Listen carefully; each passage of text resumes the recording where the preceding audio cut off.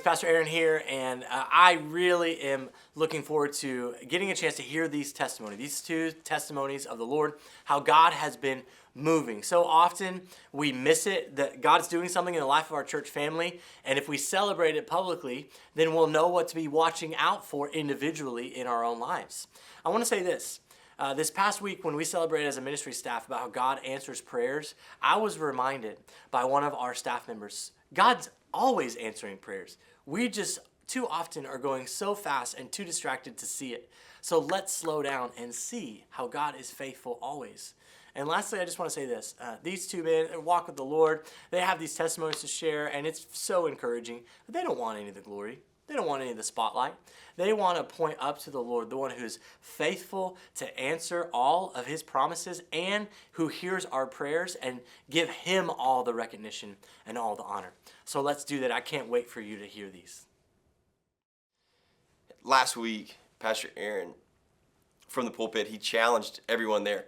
Hey, take out a pen, write some initials on your hand of people that you want to pray for, people that you want to pour into, people that you want to wake up and spend time with. And literally, as I was writing these two men name down on my hand, I wrote their initials. One of them called me as soon as I wrote his name down. He called me in the middle of the church. Now, I probably should have answered that. I declined the call, and we actually caught up for almost an hour that evening. The other man that I wrote his name down, he called me the next morning, on Monday morning, about 10:30, and says, JJ, please, can you go to lunch with me? I need some help. And we sat at Black's Barbecue in New Braunfels, and we spoke about an hour, maybe an hour and a half. He's having some things go with his relationship, but he needed Jesus. The other man, he's getting ready to have a baby girl, and he needed Jesus. And is JJ Jesus? Absolutely not. But I asked God, I said, God, please put me in an opportunity where I can share your grace, your mercy, and your love. Within 24 hours, he answered both of those. He answered one within seconds. So I'm thankful for him to give me that opportunity with these two men. Hey, church fam. It's good to see you guys. Pastor Aaron last week was talking about writing a name down, and I wrote the first name down in the bulletin of a gentleman that I've worked with for a long time. And he just popped into my head. I know his story. I know where his background, where it comes from. He's kind of anti-religion based on some things that have gone on in his life.